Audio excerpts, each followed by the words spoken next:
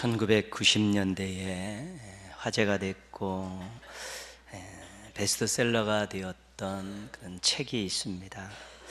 여러분들도 읽어보셨을 책인데요, 막전엔 찐빵이라는 책입니다. 카피라이터 이만재 씨가 주님을 영접한 후 쓴 신앙 일기를 책으로 묶은 것이죠. 초신자의 입장에서 교회를 보고 성도들을 보고 세상을 바라보면서 느낀 내용들을 글로 적은 것입니다. 그 내용 가운데 그분의 이런 의지 표명이 있었습니다. 막 전엔 찐빵, 따끈따끈한 찐빵은 참으로 맛있다. 김이 모락모락 나는 찐빵, 하나님도 맛있게 드실 게다. 그러나 찐빵이 굳어 있다면 그분도 먹기에 불편하지 않으실까? 때문에 우리 신앙생활도 막 전엔 찐빵처럼 뜨끈뜨끈해야 하나님이 흡족해 하실 것 같다. 자신이 지금 예수님을 믿고 자신의 모습을 막 전엔 찐빵이라고 그렇게 표현하고 있죠. 그러면서 이렇게 교회와 성도들을 보니까 김도 다 빠지고 딱딱하게 굳어져 가는 그런 모습들을 바라보면서 한편으로는 안타까운 마음으로, 한편으로는 자기 자신은 그 김이 모락모락 나고 따끈한 찐빵의 모습을 잃어버리지 않아야겠다라는 그런 마음들을 표현한 글입니다. 우리도 막전엔 찐빵처럼 따뜻한 적이 있었습니다. 김도 모락모락 나섰죠. 근데 이것을 잘 관리하지 못하면 김도 다 빠지고 온기도 다 사라져서 이제 딱딱하게 굳어지게 되면 하나님의 관심과 손길을 경험할 수 없게 되는 것입니다. 그래서 정말로 하나님 앞에 열정을 잃어버리지 않고 첫사랑의 감격을 잃어버리지 않는 것이 너무 중요합니다. 그 온기를 잃어버리고 그 연기를 잃어버리면, 김이 모락모락 나는 그 모습을 잃어버리면 더 이상 성장하지 않습니다. 오히려 무료해지고 권태기가 생겨나고 모든 것들이 다 시답지 않게 보이고 감사는 사라지고 하나님의 은혜에 대한 열망들이 죽어가면서 싸늘해지고 냉랭해질 수밖에 없게 되는 것입니다. 주님이 처음 우리를 불러주셨을 때, 그때 우리가 막 전엔 찐빵처럼 김이 모락모락 나고 따뜻했었던 그때를 잊지 말고 그 김과 그 온도를 잘 유지하셔서 우리 하나님과 하나님의 관심과 손길이 늘 머무는 우리 복된 인생 사시기를 주님의 이름으로 축복합니다. 이스라엘 백성들이 출애굽을 하고 요단 동편에 도착을 했습니다. 모압 평지에 도착했을 때 하나님께서 모세를 통해서 여러 가지 많은 말씀들을 주셨습니다. 그 내용이 신명기에 그대로 기록이 되어 있습니다. 이 내용들을 종합해 볼 때 신앙과 관련된 핵심적인 명령은 무엇이었냐면, 우상을 섬기지 마라. 가나안 땅에 들어가서 그들이 섬기는 신을 절대로 섬기지 마라. 신앙과 관련된 첫 번째 명령이었고요. 삶과 관련된 첫 번째 명령은 무엇이었냐면, 통혼하지 말라. 가나안 백성들과 아들, 딸들을 서로 결혼을 시키지 말라는 것입니다. 통혼하지 말라는 것입니다. 사돈 관계를 맺지 말라는 것입니다. 그것이 출애굽한 이스라엘 백성들을 시내산을 거쳐서 이제 가나안 땅에 들어가기 전에 하나님께서 주셨던 중요한 교훈 중에, 명령 중에 한 가지입니다. 세월이 많이 흘러서 이스라엘이 이제 나라의 기틀을 잡고 왕정 시대에 들어갑니다. 그리고 남북으로 분열돼서 분열왕국 시대를 거치죠. 북왕국은 아수르에게 멸망하고 남왕국은 바벨론에 멸망하는 아주 비운의 역사를 맞이합니다. 그래서 남왕국의 많은 지도자들과 백성들이 바벨론의 포로로 잡혀갔다가 하나님의 약속대로 70년 만에 고국 땅으로 돌아옵니다. 그때 돌아왔을 때 지도자였던 에스라와 느헤미야는 개혁운동을 일으킵니다. 그래서 제일 먼저 신앙개혁운동을 일으키죠. 그래서 예배와 제사와 절기를 또 하나님 말씀을 중요하게 생각하면서 잘 가르치고요. 그 다음에 사회개혁을 하나 일으키는데 그 사회개혁을 내용 중에 한 가지가 고국 땅에 있으면서 이방 여인들과 결혼한 사람들에게 그 이방 여인들 아내들을 다 친정으로 돌려보내라는 것입니다. 그들이 우리와 함께 할 수 없으니까 결혼 생활을 얼마나 했는지 모르지만 자녀도 있지만 이방 여인들을 친정으로 다 돌려보내라는 것이죠. 대상자들의 입장에서는 생리별을 강요하는 것이지요. 인간적으로 가혹한 일인데 지도자들은 명령했고 백성들은 순종했습니다. 엄청난 일이었는데 그 개혁이 잘 진행이 된 것입니다.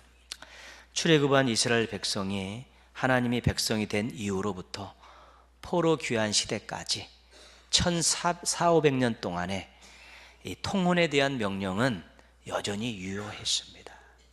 이스라엘 백성들은 정말로 그 공동체 안에서 통혼하지 않으려고 굉장히 노력을 했었죠. 물론 이 계명을 지키지 않는다고 택함이 무효가 되지는 않았습니다. 그러나 그 대가는 굉장하게 혹독했습니다. 대표적인 사람이 솔로몬입니다. 솔로몬이 왕이 됐습니다. 아버지 다윗이 물려준 그 나라를 잘 다스리고 더 발전시키게 하기 위해서 그가 편 정책이 뭐냐면 평화 동맹 정책입니다. 주변에 있는 나라들과 평화 협정을 맺고 동맹 관계를 유지하는데 그 일환으로 그 이방의 왕의 그 딸을 자기 아내로 삼는 것입니다. 그 솔로몬이 이방 여인들을 많이 아내로 삼았지요. 근데 결과가 어땠냐면 그 여인들 때문에 솔로몬이 타락했습니다. 그리고 그 대가로 나라가 남북으로 나누어주는 비운을 맞이하게 된 것입니다. 하나님께서 하지 말라고 하신 것을 그냥 겁 없이 서스럼 없이 자랑스럽게 했다가 나중에 나라 전체와 백성들에게 큰 해를 안긴 것이 바로 솔로몬이었습니다. 하나님께서 왜 통혼을 금하셨을까요? 오늘날의 관점으로 하면 이것은 차별입니다. 민족 차별이고 인종 차별입니다. 이해가 가지 않는 요구죠. 요즘의 시각으로 보면요. 그러나 이스라엘을 거룩한 백성으로 삼고 제사장 나라로 세운 꿈을 갖고 계셨던 그 당시의 상황은 조금 달랐습니다. 하나님의 입장에서는 이건 차별이 아니라 구별이셨습니다. 다른 신을 섬기는 백성들과 당신 하나님을 섬기는 백성들을 구별하고 싶으셨던 것입니다. 이들을 잘 구별해서 훈련시켜서 나중에 이 세상을 변화시키는 귀한 도구로 사용하시고자 그들을 구별하셨는데 그것이 다른 민족의 입장에서 볼 때는 차별로 보인 것입니다. 차별은 여러 사이에서 차등을 두고 대우하는 것이죠. 너는 잘났다, 너는 못났다. 그러면서 차등을 두고 대우하는 것이 차별입니다. 그런데 구별은 여러 사이에서 다른 것을 차이를 가지고 구분하는 것입니다. 너는 이렇고 너는 이렇구나. 구별하는 것이죠. 차별과 구별은 전혀 다른 것입니다. 그런데 하나님께서 이방 민족을 차별한 것 같았습니다. 이스라엘 백성들을 구별하실 때요. 그러나 하나님의 마음은 이방 백성들을 차별하지 않으셨습니다. 우리가 예언서를 쭉 읽어보면 예언서에 이런 내용들이 많이 나옵니다. 이방에 있는 많은 백성들이 예루살렘을 향해서 시온성을 향해서 예루살렘 성전을 향해서 막 모여드는 그런 모습들을 하나님께서 마지막 모습으로 제시해 주고 있습니다. 하박국서에는요, 물이 바다를 덮음같이 여호와의 영광을 인정하는 것이 세상에 가득하리라 하나님께서 원하고 계신 것입니다. 디모데전서 2장 4절입니다. 하나님은 모든 사람이 구원을 받으며 진리를 아는 데 이르기를 원하시느니라. 모든 사람들이 구원을 받기를 원하시는 것입니다. 근데 그 모든 사람들이 성전에 모이게 하기 위해서 또 많은 사람들이 구원의 복을 누리게 하기 위해서 하나님께서 어떤 방법을 쓰셨냐면 구별이라는 방법을 쓰신 것입니다. 한 민족을 세우셔서 그 민족을 통해서 놀라운 역사를 이루고자 일시적이로는 차별의 모습이 있지만 하나님께서는 구별이라는 방법을 통해서 세상을 경영하셨던 것입니다. 하나님께서 차별이라는 외형을 빌려서 구별된 백성들을 세우시고 그들을 다듬으시는 것이죠. 그리고 그 구별된 백성을 통해서 이 세상에 차별을 없애는 일들을 하신 것입니다. 그래서 차별인 것 같지만 실은 차별이 아니라 차별을 없애시기 위해서 구별하셨다는 것을 우리가 먼저 기억할 수 있어야 되는 것입니다. 예수님이 오셔서 이런 내용들이 더 구체화되기 시작했습니다. 예수님께서 공생의 활동을 통해서 하신 일은 사람들을 차별하지 않으시는 것입니다. 차별받는 사람들을 찾아가서 위로하시고 새로운 미래로 안내하신 일이 예수님 공생의 사역의 주된 내용입니다. 복음을 전하시는 것도 가르치신 것도 능력으로 병을 고치고 귀신을 쫓아내신 일들도 모두가 다 힘든 삶을 살아가는 사람들에 의해서 차별받고 힘든 삶을 살아가는 사람들에게 새로운 미래를 제시해 주시고 인도하신 것이 예수님의 공생의 삶이셨고요. 예수님이 십자가에 달려 돌아가실 때요, 그 십자가에 달려 돌아간 양손이 모든 민족들을 모든 사람들 다 품으시는 손이 된 것이고요. 그 품 안에 돌아온 모든 사람들은 하나님의 자녀라는 새로운 인생을 살 수 있는 기회를 열어주신 것입니다. 야고보서는 외모로 빈부로 사람을 차별하지 말라고 강력하게 말씀하십니다. 신앙 공동체 안에서 외적인 조건으로 인해서 빈부로 인해서 사람들이 차별받는 일들이 있어서는 안 된다는 것입니다. 그것은 절대 있어서는 안 된다는 것이죠. 차별이라는 의미가 구약에서는 이스라엘 백성들을 구별하는 그때 조금 나왔습니다. 그러나 예수님이 오신 이후로는 이 차별이라는 내용들이 성경에서는 더 이상 이야기하지 않습니다. 차별하지 말라는 것이죠. 차별하는 그런 내용들을 하나님께서 예수님께서 하신 일이 없으신 것입니다. 우리는 거룩한 백성입니다. 구별된 백성입니다. 그렇기 때문에 이 구별된 백성은 인간적인 조건들로 사람들을 차별하는 일이 있어서는 안 됩니다. 그 어떤 죄인도 주님 앞에 와서 회개하면 다 용서받을 수 있습니다. 그 어떤 외적인 조건도 하나님께서 역사하시면 얼마든지 은혜의 수단으로 바뀔 수 있고 능력의 수단으로 바뀔 수 있는 것입니다. 그렇기 때문에 하나님의 뜻이 아닌 이 차별을 구별된 백성들이 절대로 해서는 안 되는 것입니다. 복음이 무엇입니까? 죄인들을 하나님과 연결해 주는 것 아닙니까? 다리를 놓아주는 것 아닙니까? 새로운 인생, 복된 인생 만들어주는 것 아니겠습니까? 우리가 하나님이 주신 은혜와 사랑과 복을 이웃들과 나누는 이유가 무엇입니까? 그들도 하나님의 은혜의 혜택을 보고 살도록 안내하기 위해서 그런 것 아닙니까? 이 사람에게는 복음을 전해야 되고 저 사람은 복음을 받을 자격이 없다는 그런 것도 없습니다. 이 사람은 우리가 하나님께 받은 사랑과 은혜와 복을 받을 만한 자격이 있고 저 사람에게는 하나님의 주신 은혜와 복을 받을 만한 저 사람은 자격이 없다라고 우리가 구분지고 차별할 그런 권한이 우리에게는 없는 것입니다. 우리는 때를 얻든지 못 얻든지 복음을 전하는 것이고요, 늘 누구와 만나는 사람, 주변 사람들이 어렵고 힘들면 우리는 도우며 섬기며 나누면서 받은 은혜와 사랑과 복을 그냥 거저받은 것 거저 주는 것입니다. 차별한다는 것 자체가 구별받은 인생으로서 해서는 안 될 일이라는 것입니다. 거룩한 백성이라는 자긍심을 가지셨으면 절대로 외모를 가지고 인간적인 조건들로 가지고 사람을 차별하는 일들에 대해서 앞장서시면 안 되는 것입니다. 동참해서는 안 되는 것이고 생각조차도 해서는 안 되는 것입니다. 거룩한 백성이라고 하나님의 백성이라는 자긍심을 가진 만큼 우리가 하나 되어지고 서로 사랑하게 하고 모두가 어우러져 살아가게 하는 일들에 최선을 다할 때 그것이 진정한 구별된 백성이고 거룩한 백성이 될 수 있는 것입니다. 구별되었던 거룩한 백성이라는 자긍심을 가지고 이 땅의 차별을 해결하기 위해 노력하는 삶을 사시기를 주님의 이름으로 부탁드리겠습니다. 오늘 말씀은 하나님께서 아브라함을 부르시는 내용입니다. 아브라함의 부르심은 실은 우리의 부르심과 똑같습니다.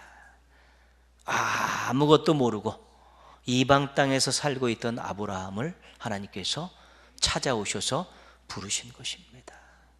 우리들도 역시 세상에서 죄악 가운데 살고 있는데 하나님께서 어떤 수단을 통해 어떤 방법을 통해서 우리를 불러주신 것입니다. 아무런 조건도 없고 잘난 것도 없고 내세울 것도 없는데 하나님 먼저 찾아오셔서 부르신 것이 아브라함의 부르심인데 그것은 우리의 부르심과 똑같은 것입니다. 하나님께서 아브라함을 부르시면서 세 가지를 말씀하시죠. 첫 번째는 명령하셨습니다. 1절 말씀이죠. 너는 너의 고향과 친척과 아버지의 집을 떠나 내가 내게 보여줄 땅으로 가라. 첫 번째 명령은 떠나라 가라입니다. 하나님께서 아브라함에게 약속하셨습니다. 2절 말씀입니다. 내가 너로 큰 민족을 이루고 내게 복을 주어 내 이름을 창대하게 하리니 너는 복이 될지라. 큰 민족과 창대한 이름과 복을 약속해 주셨습니다. 최고의 것이죠. 그 어디서 얻을 수 없는 하나님만이 주실 수 있는 것입니다. 하나님께서 아브라함에게 사명을 주셨습니다. 3절 말씀 뒷부분이죠. 땅의 모든 족속이 너로 말미암아 복을 얻을 것이라. 세상에 복을 나누어 주는 사명입니다. 아주 짧은 3절로 되어 있지만 하나님의 명령, 약속, 사명이라는 세 가지 내용이 아주 압축적으로 들어가 있죠. 인생이 좀 따분하고 권태스럽고요, 신앙의 생명력을 잃어버렸을 때 이 말씀을 읽으십시오. 아무것도 아닌 나를 찾아오셔서 불러주셨구나. 정말 별 볼일 없는 나에게 이렇게 엄청난 약속을 주셨구나. 무의미한 인생인 줄 알았던데 사명이 있는 인생이구나.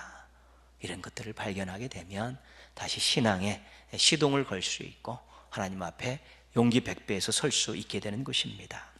오늘은 하나님의 명령만 한번 살펴보려고 합니다.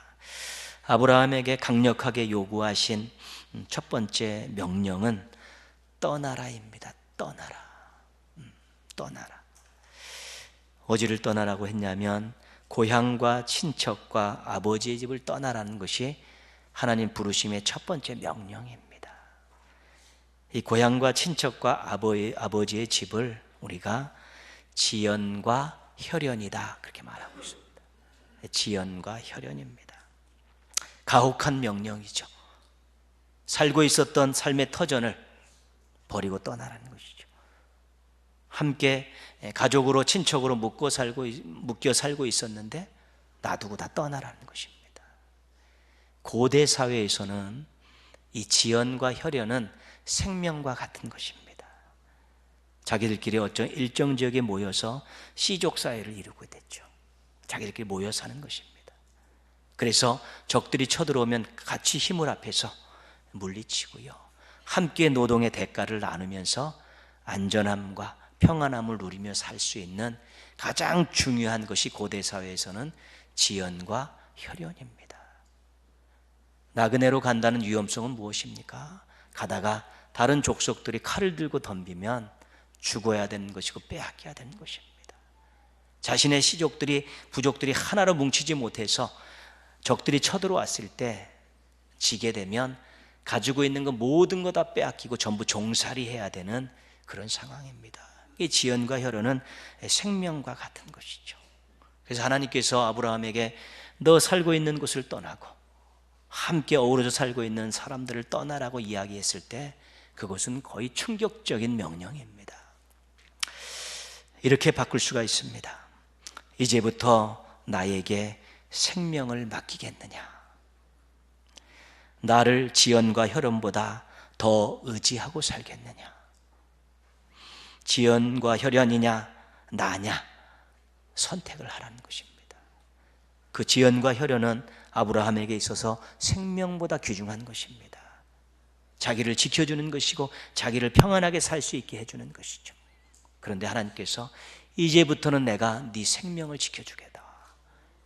이제부터 네가 나를 의지하고 살면 내가 책임져 주겠으니까 지연과 혈안을 떠나라.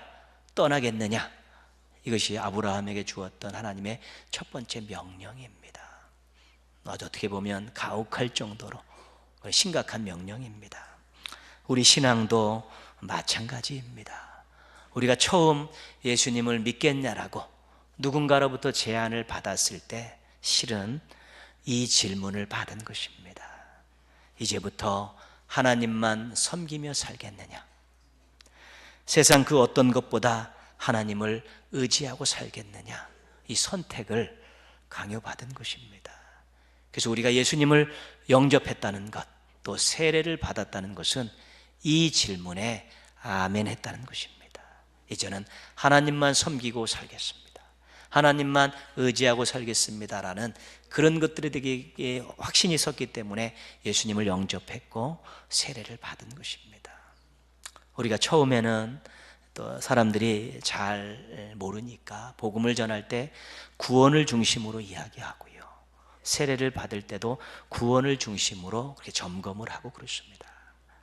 그러나 구원에 너무 치우쳐 있어서 그렇죠. 실은 이 예수님을 믿겠느냐라는 이 질문 속에는 이제는 다른 것 의지하지 않고 하나님만 의지하며 살겠느냐, 이제는 다른 것 주인 삼지 않고 하나님만 주인으로 모시고 살겠느냐라는 강력한 질문이 그 속에 들어가 있었던 것입니다.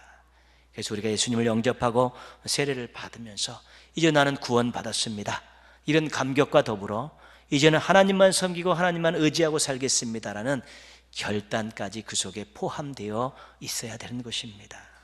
신앙은 하나님께 자신의 심장을 고정시키는 것입니다. 신앙은 하나님께 모든 것을 맡기는 것입니다. 아브라함은 이 하나님의 지연과 혈연을 떠나라는 명령에 아멘했습니다. 지연과 혈연을 떠나 하나님께 보여줄 땅으로 발걸음을 내디딘 것입니다. 멋진 신앙입니다. 쉽지 않은 결단입니다. 아마 아브라함의 이번 첫 번째 선택의 아멘이 창세기 22장에 가서 모리아산에서 그 아들 이삭을 바치는 그 선택 명령에 순종할 수 있는 아주 뿌리가 되었을 것입니다. 하나님께서 아브라함의 마음을 확인하셨습니다. 기쁘셨을 것입니다. 그러나 하나님께서 이 떠나라고 명령하실 때는 또 하나의 다른 생각을 가지고 계셨습니다. 그것은 배려하는 것이죠. 아브라함을 배려한 것인데 아브라함을 조금 구별시키기 위해서 그러셨습니다. 아브라함이 살고 있는 그곳은 달의 신을 섬기는, 나나라는 달의 신을 섬기는 그런 지역이었고 그 모든 친척들도 전부 달의 신을 섬기고 있었습니다. 어떤 신을 섬기느냐에 따라서 생각과 마음과 가치관과 삶의 양식과 전통과 이 모든 것들이 다 그렇게 달라지게 되어 있는 것입니다. 그러니까 아브라함이 오랜 세월 75년 아니겠습니까? 그 달의 신을 섬기는 그 지역에서 그것을 섬기는 친척들과 더불어서 함께 생활을 했기 때문에 그에게 있어서 그것을 떠난다는 것이 쉽지 않았습니다. 아브라함이 마음에 그곳에 머물면서 제가 하나님을 섬기겠습니다라고 이야기했다면 유혹이 계속되었을 거고요, 핍박도 계속되었을 것입니다. 그러나 하나님께서 그에게 떠나라고 말씀하시면서 일단은 그 달의 신을 섬기는 그 지역에서 벗어나서 아브라함이 신앙을 지키고 신앙을 키우고 신앙이 성숙해지도록 하나님께서 그를 일정 부분 구별된 백성으로 만들기 위해서 하나님께서 강력하게 요구하신 것입니다. 아브라함이 그곳을 떠나지 않고 하나님을 섬겼을 때 그 신앙이 보존되어질 수 있었을까? 그 신앙이 성장할 수 있었을까? 성숙해질 수 있었을까에 대해서 장담할 수 있는 부분은 없는 것입니다. 요즘 우리의 신앙을 위협하는 것들이 많습니다. 지연이나 혈연이라는 것은 고대 시대만큼 영향력은 없습니다. 이사가 버리면 그만입니다. 네, 그렇죠. 요즘은 친척들은 실은 이웃사촌보다 못한 친척들도 많습니다. 서로 떨어져 살고 있으니까요. 요즘은 지연이나 혈연이 우리의 신앙을 위협하지 않습니다. 별로 위협하지 않습니다. 오히려 이 시대의 중요한 것은 문화입니다. 우리를 구별되게 하지 못하는 많은 것들이 널려 있습니다. 하나님만 섬기지 못하게 하는 것들이 굉장히 많습니다. 예배를 제대로 드리지 못하게 방해하는 요소들이 무진장하게 많습니다. 그 중요한 말씀 생활, 기도 생활, 하루에 5분, 10분도 투자하지 못하게 하는 것들이 너무도 많이 존속합니다. 봉사를 노동으로 만들고 전도를 짐으로 만들게 하는 것들도 여전히 존재하고요. 삶을 건전하게 하지 못하는 것들이 우리 주변에 너무도 많이 있습니다. 그런 의미에서 아브라함에게는 떠나라고 말씀하셨지만 우리에게는 버리라고 말씀하시는 것이 더 옳은 듯 싶습니다. 우리가 머물러서가 문제가 아니라 가지고 있어서 문제가 되는 것들이 많다는 것입니다. 정신적인 것들도 그렇고요, 물질적인 것들도 그렇습니다. 그것을 가지고 있는데 잘못 활용해서 문제가 될 수 있습니다. 너무 집착해서 문제가 될 수 있고요, 너무 의지해서 문제를 일으킬 수 있다는 것입니다. 어떤 생각들, 마음들, 내 것이라고 이야기하는 많은 소유들이 이것을 잘 활용해서 하나님을 잘 섬기는 데 쓰면 그것만큼 좋은 것이 없는데 그것을 잘못 사용할 수 있다는 것입니다. 그 집착함, 또 그것을 의지할 수 있다는 것이죠. 그렇게 되면 버릴 때가 된 것입니다. 근데 버릴 수가 없습니다. 그거 버리면 죽을 것 같습니다. 그거 버리면 낭패 볼 것 같고요, 그거 버리면 정말로 초라하게 살 것 같으니까 버리지는 못합니다. 근데 그거 가지고 있어서 신앙에는 도움이 되지 않습니다. 사명에도 전혀 도움이 되지 않는데 버리지 못하고 있는 것입니다. 그것이 우리의 신앙을 위협하는 이 시대에 아주 중요한 암초들인 것이죠. 미세먼지같이 눈에 보이지는 않지만 엄청난 신앙과 사명에 해를 끼치는 것들이 여전히 존속한다는 것입니다. 아브라함이 지연과 혈연이 있는 곳을 떠났습니다. 그리고 처음 와보는 땅인 가나안에 도착을 했습니다. 가나안에 도착한 아브라함을 설명하는 그 표현들이 몇 군데 나오는데요, 이런 표현입니다. 여호와를 위하여 제단을 쌓았더라. 아브라함이 가나안 땅에 와서 계속 이동을 하는데요, 이동하는 곳마다 제단을 쌓고 제사를 드리는 것입니다. 하나님을 섬기는 방해꾼들이 없습니다. 마음껏 하나님을 섬기는 그런 모습으로 가나안 땅에서 새로운 삶을 시작하게 된 것입니다. 떠나라 할 때 떠났으니까 그런 것입니다. 우리도 버리라 할 때 버리면 하나님을 더 잘 섬길 수 있고 하나님께 더 충성할 수 있는데 그것을 버리지 못하는 것입니다.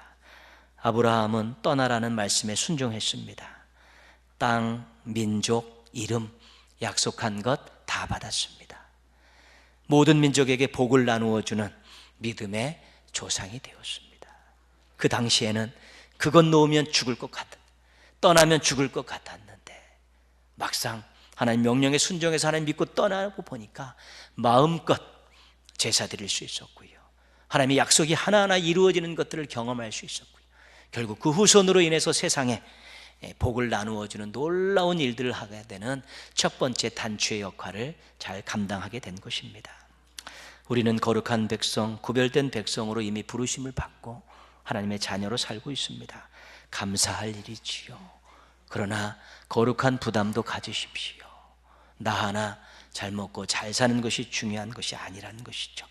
약속의 주인공으로도 살아야 되고 복을 나누어주는 삶을 살아야 되는 것입니다. 이제는 우리가 연초에 한번 결단해야 합니다. 하나님만 의지하고 살겠습니다. 거룩한 백성의 결단입니다. 이것저것 의지하고 여기저기 끼우끼우고 살아서는 신앙 재미없습니다. 사명 힘듭니다. 미련 없이 떠나고 버리겠습니다. 구별된 백성의 결단입니다. 미련이 좀 남습니다. 그러나 하나님 믿고 떠나고 버려보십시오. 자유가 있고 약속이 이루어지는 것이 있고 하나님 사용하심의 놀라운 역사를 경험하실 수 있게 될 것입니다. 우리는 세상을 두려워해서는 안 됩니다. 두려워하는 것은 믿음이 없어서도 그렇지만 하나님 앞에 온전한 모습을 보여드리지 못할 때 두려움이 있는 것입니다. 우리는 세상을 통해서 바라보면서 두려울 것도 없고 아쉬울 것도 없는 모습으로 살아야 되는 것입니다. 이미 그 모든 것들이 다 주어졌기 때문에 그렇습니다. 그러나 정말 하나님께서 떠나라 버리라 말씀하실 때, 나만 믿고 살겠나 나만 의지하고 살겠냐라는 질문을 던지실 때, 하나님만 믿고 하나님만 의지하며 살겠습니다라는 확고한 고백을 보여드리지 못하고 떠나고 버리지 못하고 후회하고 미련 갖고 있으면 절대로 두려움과 부러움을 떨쳐버릴 수가 없는 것입니다.